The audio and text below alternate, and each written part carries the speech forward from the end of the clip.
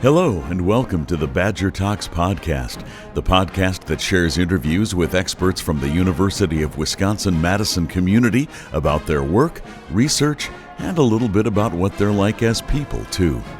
I'm your host, Buzz Kemper. Today, we'll be talking about how to build a gratitude practice just in time for Thanksgiving. And I'm happy to have as my guest Dr. Mick Miyamoto, former Interim Associate Dean of Students and Student Affairs Special Projects. Mick Miyamoto, thanks so much for coming in and doing this. Yeah, it's absolutely a pleasure. And like I shared before, I'm really humbled and honored to be asked to do this, something I'm very interested in, passionate about. But I think there's a whole host of people on this campus, maybe even in the dozens or hundreds, who are more qualified than I, but I'm more than happy to be part of this. I love this topic. Well, I'm glad to have you here, and we are just a little over a week away when this podcast is uploaded from Thanksgiving. So we're coming up on Thanksgiving, and I want to know about how you view Thanksgiving and how you set up a gratitude practice. And one of the things we were just talking about is something as simple as a routine of getting morning coffee. So what is your morning coffee routine? Yeah, this actually started years ago. So I'm half Japanese, and I've always been kind of intrigued by the tea ceremony. Mm-hmm. And what does that mean, and how to bring people into the present. How do you be fully present? And I think that's a key to developing a gratitude practice or a well-being practice. And something I try to do every morning before I turn on the news or before I read a paper. I'm not suggesting that people turn away from and become uninformed or less informed, but I'm saying don't start with that. So what I just have, we have a Keurig machine at home, and I go through all five senses and be fully present as I'm making that cup of coffee. Yeah. You can smell it. You can hear it. Yeah. You can see it. You can taste it. And then you can touch it. And, something that's unique to me, perhaps, is that I'm a potter. And so I made the mug. So I can feel the mug, and I have it in my hand. And it's, maybe 2 minutes, whatever time it takes. I've never timed it. Whatever time it takes to make a cup of coffee in a Keurig. But that's a starting practice. And I'd like to go back, if I could, Buzz, before I get to the coffee machine. Yeah. And I'm not sure who to give attribution to. I'm not sure where I learned this, but it was a number of years ago as well. And I think this is a great suggestion, and I love this tip, and I share it with everybody I possibly can, is when you're first waking up, before and you're in that liminal state between consciousness and sleep, think of something you get to do rather than something you've got to do that day before you put your feet on the ground. And get to do as opposed to got to do. Yes, yeah, you get to choose, right? Yeah. We get to choose. Think of things you get to do. This was one of them today for me, talking about this. Terrific. But rather than something I've got to do, which is clean my deck. So I'd rather think about first this interview with you as opposed to something that's just a chore. Cleaning the deck. Good. Yeah. I'm glad chatting with me is higher on the list than cleaning the deck. It is indeed. It is indeed. Oh, that's terrific. So because we are coming up to Thanksgiving, and I was reading a little about your bio and your background, and setting up a gratitude practice was Maya's suggestion for this. And I was thinking that it was going to be a thing that you do, like a separate thing, like journaling or meditating or something like that. But the morning coffee routine tells me that we can incorporate gratitude practice into everyday things, mundane things. Absolutely. Yeah. Is there a separate practice that you do specifically for gratitude, or is your gratitude practice pretty much that, just being grateful for what you have the opportunity to experience during the day? Yeah, well, both. It is. It is actually both. So that's kind of the start. What I described to is sort of that waking up phase, then the coffee. But then yes, and these are all things that I learned through the Center of Healthy Minds, Richie Davidson, that whole staff there. Yes. Are phenomenal people and scientists, and what they've contributed, I would say, to the world as well as the campus here is I could gush. They're just so fantastic what they've contributed. Yeah. The Healthy Minds app, to me, when I was exposed to that maybe 5, 6, 7 years ago now, Cortland Dahl over there, Dr. Dahl, refers to me as a power user because I'm just such a strong advocate for that. And again, something I recommend to anyone and everyone. It's a free app, but there's so many things I've learned from them. Mm-hmm. But another person I have to give credit to is Abby Deal. She's Associate Director of Recreation and Wellbeing. And I had the privilege one of my last years of working, to be an interim director of Recreation and Wellbeing. And Abby introduced our staff to Dr. Shyla Mergain, also here at UW-Madison, to her 5-3-1 practice. And it's very simple, and it's something I use a lot, but it's basically 5 minutes of mindfulness meditation, and I'll talk more about that in a second. Write down 3 things you're grateful for, which really to me is very easy to do. And then there's one random act of kindness. Well, people right away, what's that all about? It's not like we're asking you to donate a kidney to a stranger. It's hard to do that every day. It's opening doors for others. It's letting people merge on the belt line. Mm-hmm. It's greeting someone with a smile and a warm hello or a good morning. Mm-hmm. I mean, just simple things you can do. Getting back to the 5-minute meditation, though, what Dr. Mergain suggests, and it's something I use, is this metta or loving kindness or compassion meditation. Mm-hmm. And I think sometimes people think meditation is something that, well, I'm not good at this because I can't clear my mind. Really, no one clears their mind. You just go through a practice, and like anything, if you practice, you get better at it. But simply what you're trying to do within that 5 minutes is, and it starts out with, may I be happy, may I be healthy, may I be free of suffering. Then think of someone close to you, some loved one perhaps, the same phrase, may you be happy, may you be healthy, may you be free of suffering. Extend that then to maybe another person that you see on a daily basis, but you don't really know, maybe someone at the grocery. May think of that person, visualize them sitting in front of you. May you be happy. May you be healthy. May you be free of suffering. And then extend that circle to the whole world. May we all be happy. May we all be healthy. May we all be free of suffering. And some people say, oh, come on, Mick. But I really think the beauty of that is it may not change things, but it changes us. Right. It changes our heart. And as to how we then go out into the world. Right. But I think that's a key part of gratitude. Yeah. And then I come back to all the time something we learned many, many years ago, Viktor Frankl, Man's Search for Meaning, is there's a space, there's a gap between a stimulus and then our response. Yeah. And oftentimes we don't know that or remember that, and we simply react. Somebody cuts us off on the belt line, and we react in a certain way. Yes. Well, we don't know. That person could have a sick child. They could have a parent that's in dire need. They could be late for something, or they could just be a jerk. But right.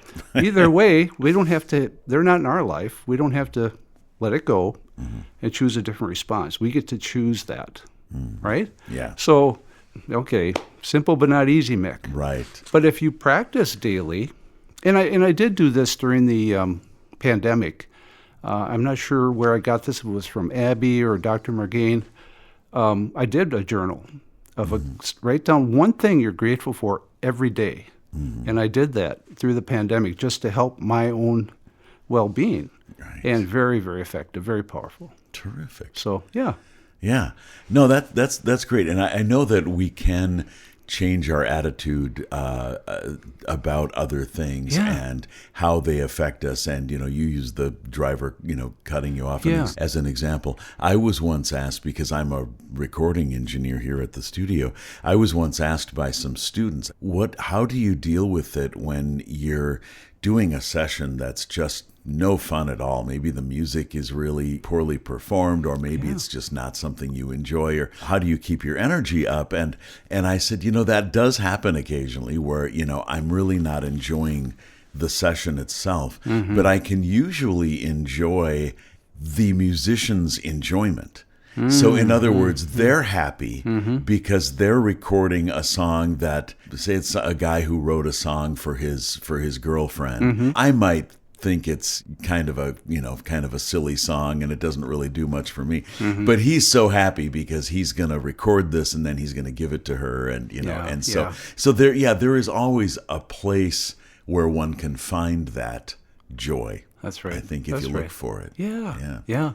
So let me ask you quickly about the Healthy Minds app. You talked on that, just touched on that really briefly. What is that, and is this something that's accessible to everybody? It is. Okay. It's amazing, and I've looked at a number of different apps throughout my life and different practices, and I think I fell into the same pitfall that a lot of people do. Is when you start out with something, it's kind of like going on a diet, and you fall off and you say, "Oh, I stink at this. I give up. I quit," or exercise regimen or something.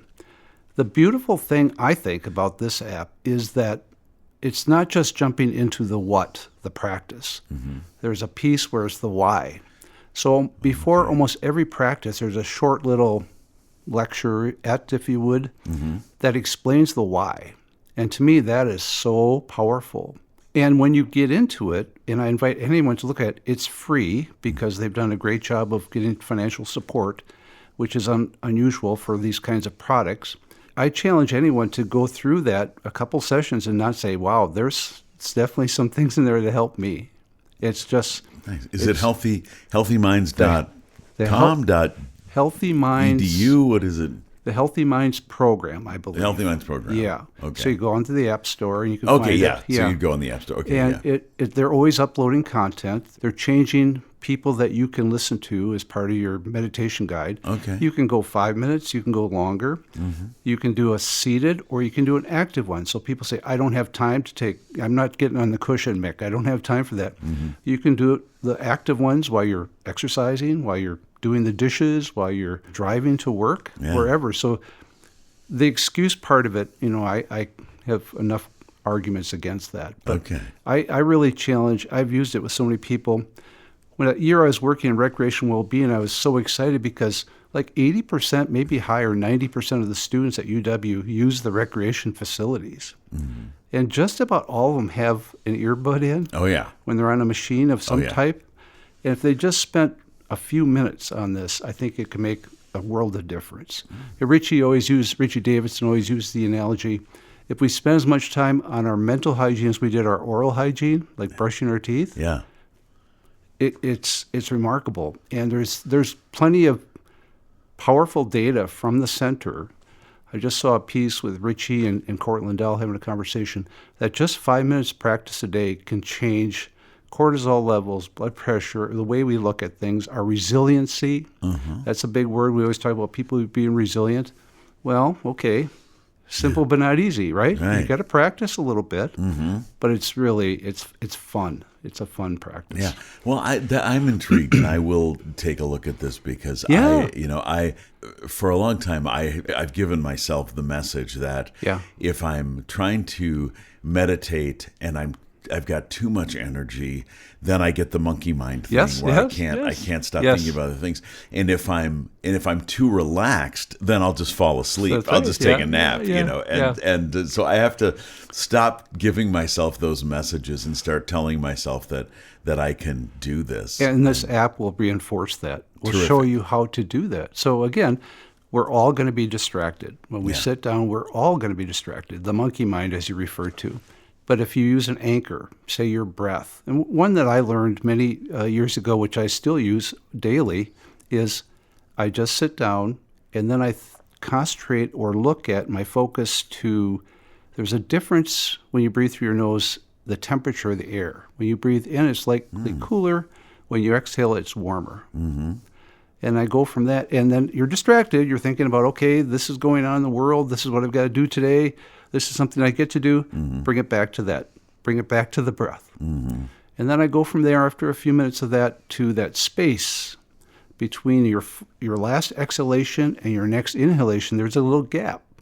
And I use that for a minute or two and keep bringing it back. Again, you're distracted. I got to pick those tomatoes. I've got to do this. I've got to think about my grandchild's birthday coming up, but then bring it back to that. Bring it back to it. And the bringing back to it is like the repetition in the gym. The more you bring it back, your focus, the stronger you get and the easier it gets through practice. Not that you're not going to have setbacks. There's going to be some days where you're wildly distracted. But bring it back to the anchor, which is your breath or sound. And then I go into that loving kindness metta where may I be happy, may I be healthy, may I be free of suffering, and bring it through those cast of characters in your mind. Yeah. And you'll find you can bring your attention to that. Again, 5 minutes is all I'm looking at. And then I usually end with some box breathing. I inhale for 4, hold for 4, exhale for 4, hold for 4, and do that 4 times. So that's the 4 sides of the box. Yeah. Okay. And that's kind of how and it's usually 5 minutes. I've never really timed it, to be honest with you. Okay. I feel like once you're in the right hemisphere and you're doing this, I don't really want to make any sort of measuring. Right. Yeah. Yeah. A non-temporal phase. Bringing that outside thinking. Yeah. So with Thanksgiving coming up, let's say that there are people listening to this who say, okay, I want to get into some gratitude practice. I want to be able to not only recognize the things about my life that I appreciate, but maybe be better to deal with those aspects of life that are stressful or frustrating. Yeah. And now we've already informed them that they don't have to sit on a mat for 3 hours to do this, that they can do it. What is your advice then for someone who has never tried this before? They want to ease it. It's Thanksgiving. This is a good time to start. It's like a New Year's resolution, but it's a Thanksgiving resolution. Yeah. What's a good way to ease into it and get over those frustrations of the monkey mind and other things? Well, again, I sound like a broken record here. And by the way, when you mention that to young students today, they don't really understand that reference. But right. Yeah. Exactly. Yeah. I go back to the app.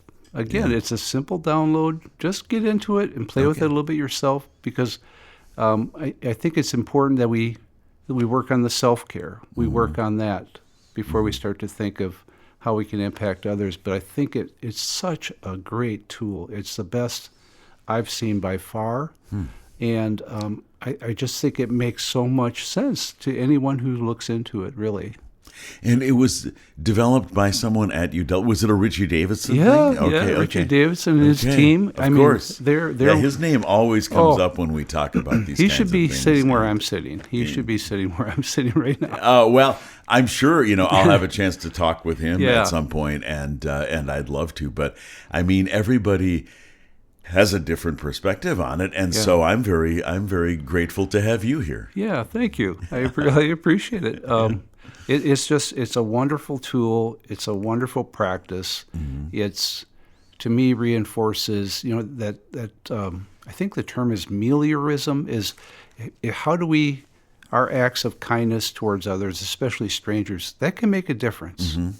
It can. And, pie in the sky making all that, but it makes a difference in us, for sure. Right. And if we can make a difference in us, how we interact with people and how we carry ourselves in day-to-day, I think that's the beauty of it, really. Yeah. So adopting an attitude of gratitude, that sounds so cliche, but I think, again, it's a choice, right? We get to choose that, and not always easy, but really, what's the alternative? Right. I mean, there's too much cynicism already, and we don't need to add to that. Right. Yeah, and I've wondered about this, how it relates to prayer, because I'm not a religious person, and I've always thought, well, if someone prays for me when if I'm sick or something, if one person says, I'll pray for you, and the other person says, can I pick something up at the grocery store for you? I feel like that second person is helping me in a much more practical way. Yes. But if someone is praying for me or saying, I wish you health. How did you word it again? The three, I wish you health, I wish you... May you be happy. May you be happy. May you be healthy. May you be free from suffering. Got it. I feel like that's kind of a similar thing to praying. It probably helps you, and it's probably okay. Yeah, that makes sense. I like you, similar kind of approach to that topic. And I certainly don't want to offend anybody who might be listening to this, but I really think if you talk to theologians, they would say also that prayer may not change things, but it changes us. It Right. changes who's giving the prayer. And then therefore we can become effective or helpful in terms of bringing you something when you're not well, right? Yeah, yeah.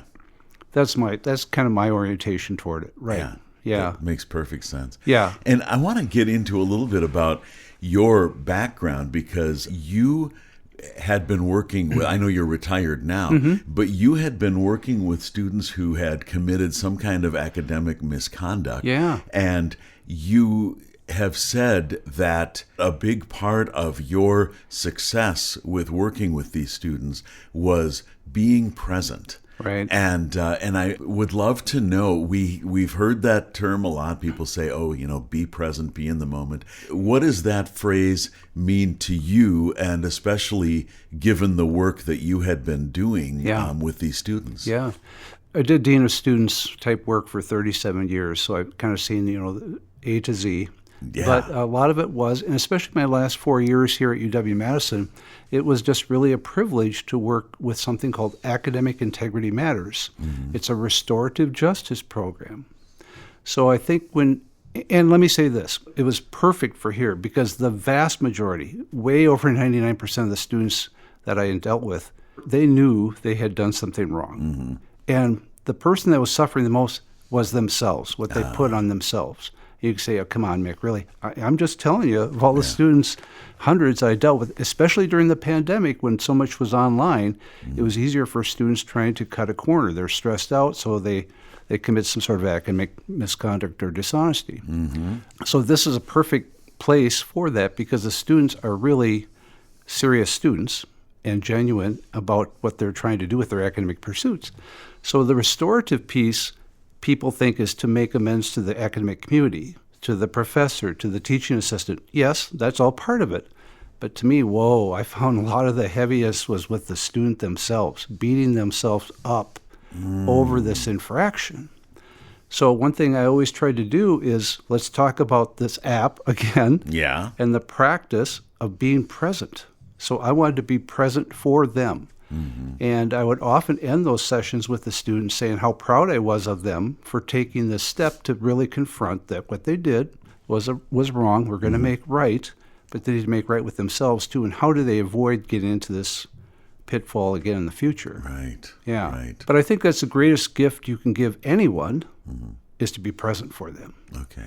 Right? And I know that means listening. Is it beyond that?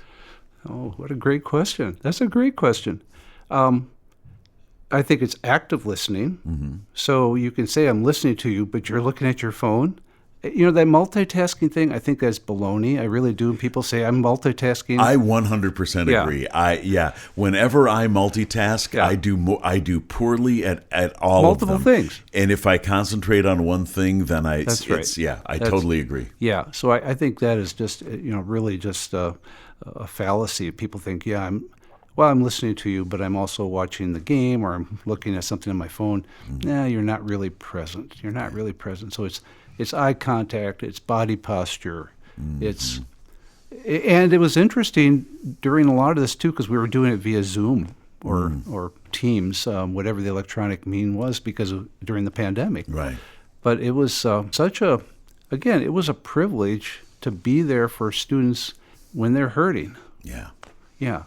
And to really be there fully for them and not think, okay, this is what I got to do next. Let's get through this. Right. It would oftentimes my sessions would go longer than they were supposed to just because of that. Yeah. And I often said throughout my education careers, you can't really teach the head unless you touch the heart, can you? Yeah. I mean, they don't care how much you know until they know how much you care. So, yes. So really get to know them. Not just jumping right into, okay, this is what happened in economics or this is what happened in Portuguese class or whatever. What's going on? Tell me about you, as much as they're comfortable with, right? It's not counseling, but That makes so much sense. And to be present is so much, then you yourself get a lot more out of the interaction, but then so does the other person. I remember hearing an interview with someone years ago and he was talking about health, physical health and longevity and things like that.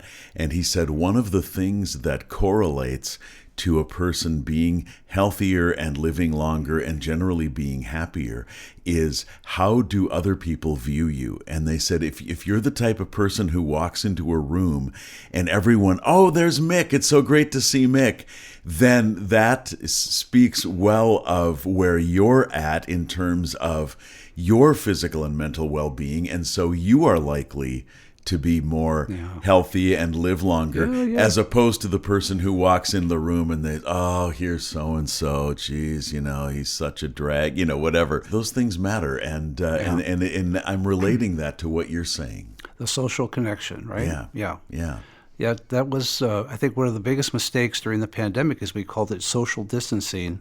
Right. Should have been physical distancing. Right. And then still try to find ways to connect with people, the greater community, and so forth, because so important to someone's overall well-being. You're exactly right, Bugs. Yeah. Is there anything about feeling gratitude, expressing gratitude, any kind of gratitude practice, or anything about your work and what you've learned in general that you would like to share with this audience, but I just haven't asked the right question to get to? Yeah, thank you for that.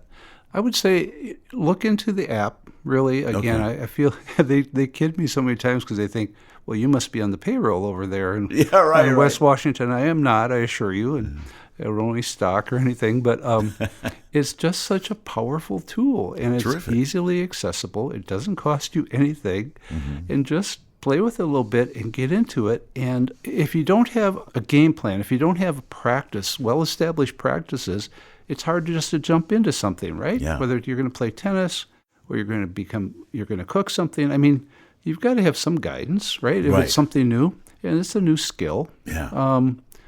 But it's not arduous at all. It's kind of like what I heard the other day is when you ask someone who's a climate change denier, don't say, do you believe in it? Do you say, do you understand it? Right. Because it's science. It's not Santa Claus. Yes, exactly. Right? Yeah, exactly. And it's not unicorns. And what Richie et al. Are doing is science. Yeah. It's science. It's not like, well, I believe in that or I don't believe in that. Yeah. They can point you to all kinds of, plethora of data that shows this can be helpful. Yeah.